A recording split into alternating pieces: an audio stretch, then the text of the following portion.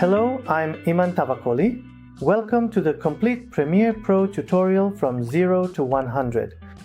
In this session, I want to teach you how to import files into your project and manage them. If you're new to my channel, please like, subscribe, and hit the bell icon.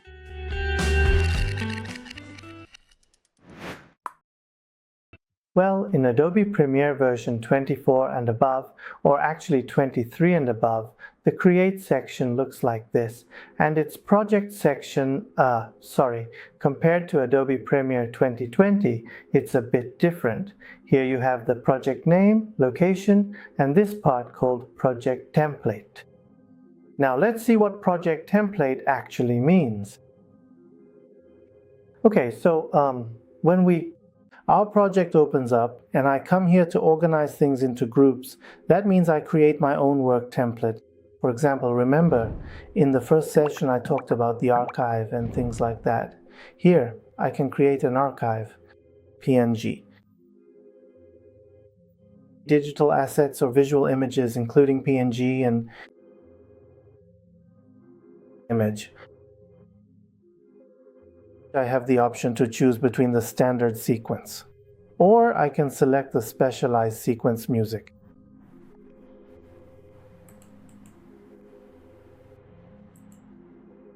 Footage.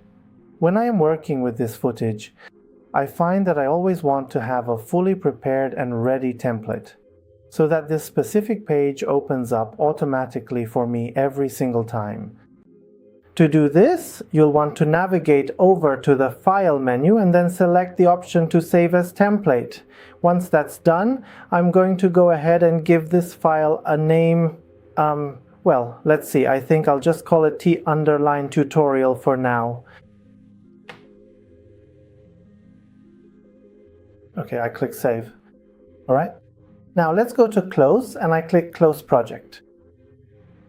When I open the New Project section, as I mentioned before, I talked about the location here. In the Project Template section, I always open this part for myself and click Create like this. I've always created a template for myself. Alright? I didn't mention this in the previous session. I said I'd tell you in this session. This is so that you can stay fully informed. Now let's go ahead and move right onto the Work section.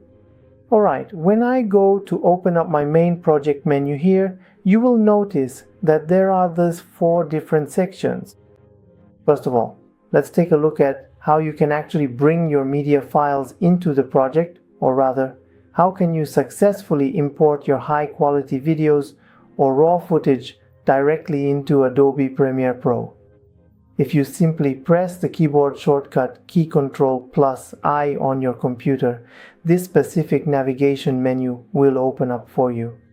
From here, you can easily import your videos, or if you prefer, you can right-click anywhere in the project panel and select the import option from the list. I will come right here to the import button, okay, and then I can manually drag all of my selected videos in to start editing. Or I can simply drag and drop them in.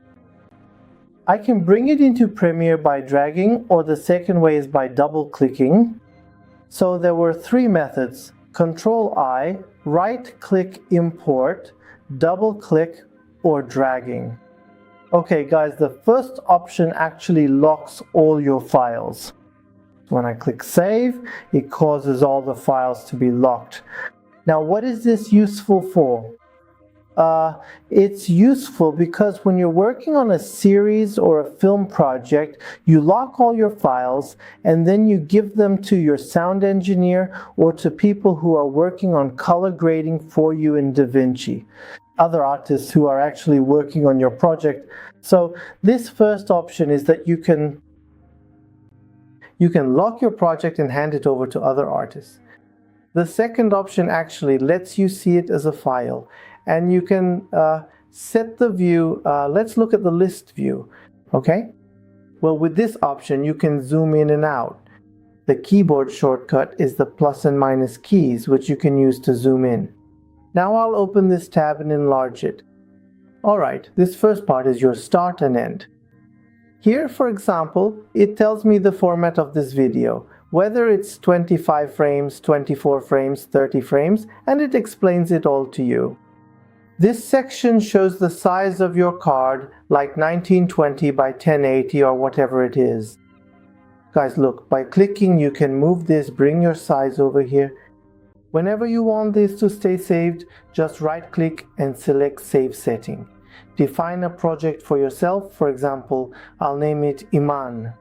I click OK and then I click Save Here so that it's always set up like this whenever I open it. But not as the default. Okay, with this option, at the top of the tab, you can open and close it. This way, I can see my videos, my frames, how many frames or seconds the video is, and have that information. This specific section is essentially the primary area where you are able to visually preview your rushes or raw footage.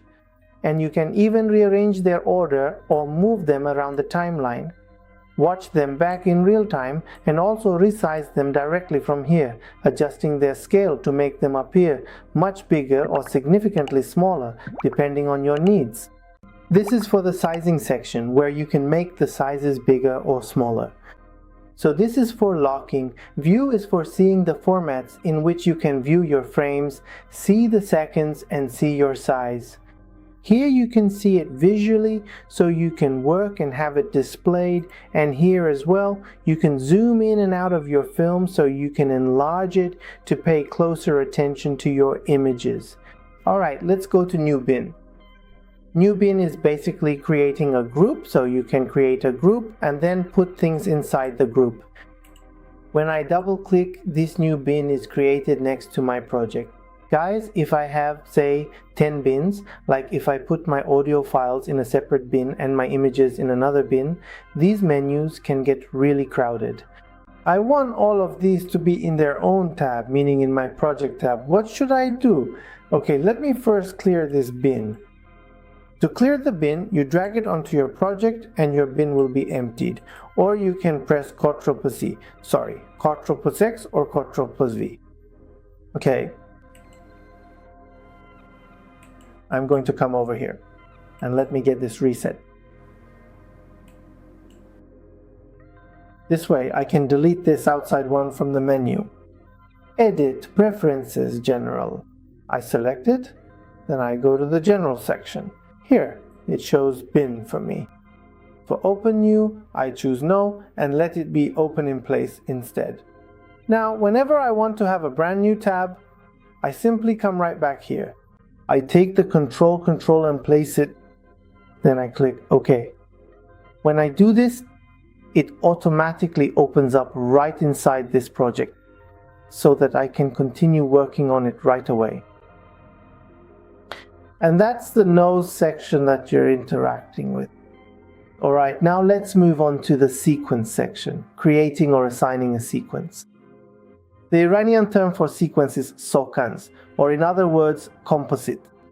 In the New Item section, you select your sequence.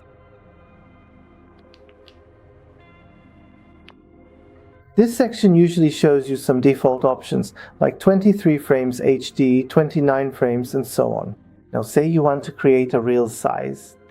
From the Settings section, under Edit Mode, you set the top option to Custom.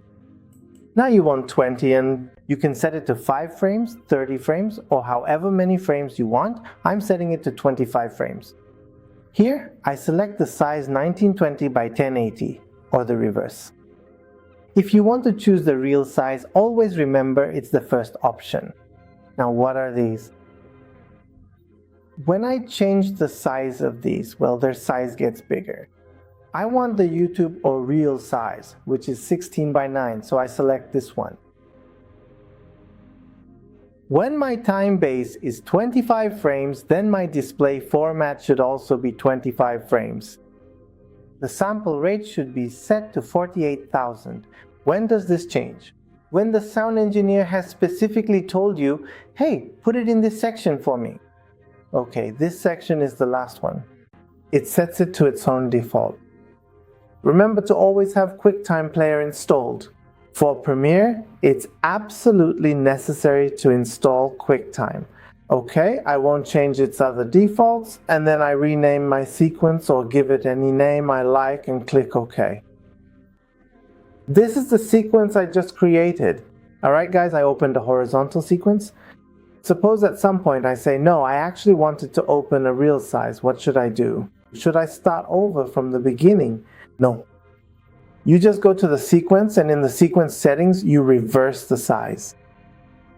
1080 by 1920, 16 by 9. Okay, now I want to C-frame it. I set it to C-frame and click OK. It changed. Anytime, whenever you want, whatever you want to change, you can use this section to modify it, view it, and keep it. Now, whenever I want to work horizontally, I come here and change it again. If I want to work vertically, I come and change it. Okay, I also pressed Ctrl+Z so you can see. In your source project section, let me bring in a video now. I've created my sequence. Let me also explain the source project. Actually, I mean the source monitor. The source monitor is for when you want to view your videos in their default state. I already talked about default in the first section. Now, I want to familiarize you with these sections. Usually during filming, we say 3, 2, 1, action, go. When I say this, from this part, I want to bring my playhead to the spot where I want, and then I select it using the Mark In option or the shortcut key I. Okay, I move my playhead to this part. I stop with the Mark Out option. If you pay attention, it was selected from here to here, okay? You can still change the selection. When you place your mouse over this part, you'll see the playhead arrow changes. Not the playhead itself, but this blue section. I bring it here and adjust it a bit. Now sometimes you might say, I don't want this, I made a mistake, I want to delete it completely.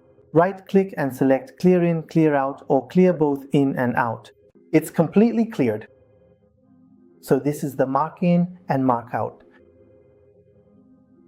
This part brings your clip to the beginning of the video, and this one brings it to the end. Its shortcut key is Shift+I and Shift+O. There's another shortcut as well. The up and down arrows on the keyboard do the same thing for you.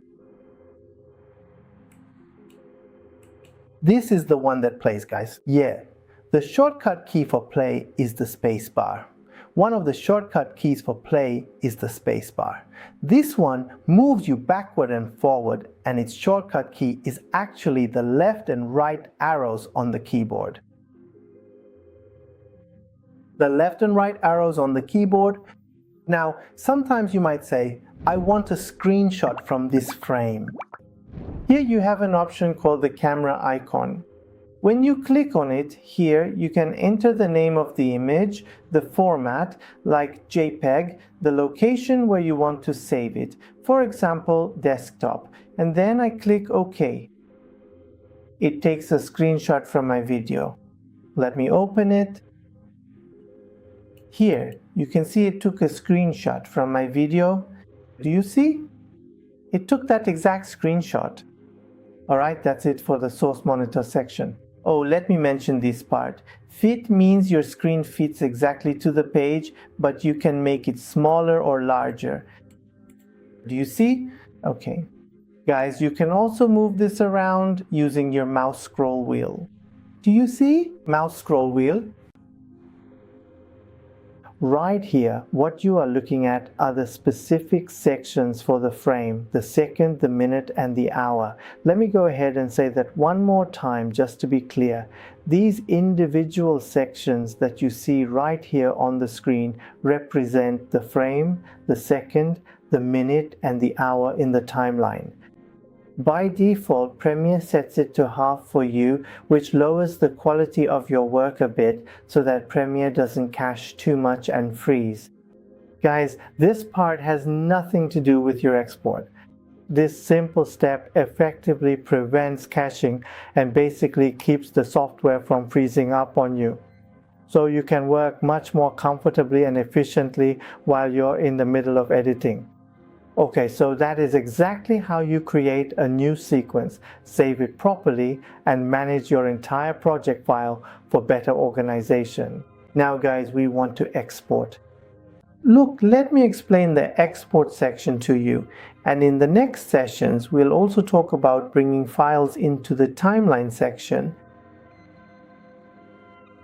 To export, we use the File Export option or press Ctrl+M.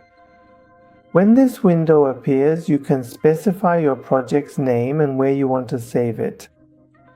Well, usually you say you want to export your work in high quality. Then set it to H.264 and click Export. Now guys, in the Export option, I want to tell you two important points. Actually, to get your export in the highest quality possible, so I go into the sequence creation settings. Guys, have you noticed that a lot of times on Instagram you see videos with really high quality and you wonder, why is it that whenever we upload a video it doesn't have that same quality? Alright, let me tell you why. Whenever you want to create a sequence and show your high quality video on Instagram or YouTube, make sure to check these two options. After you've checked these two options, what should you do during export? Alright, I've told you about these. First, you'll want to open up the video settings, then navigate over to the More tab. And once you are there, you need to make sure that you check the box for the Use Maximum Render Quality option. Second, you will need to scroll further down the menu. Sorry about that. Just let me scroll down a bit further here to show you the rest. Let me see if I can find it. Right here. When I click on this specific checkbox, I am going to select the option labeled Render at Maximum Depth.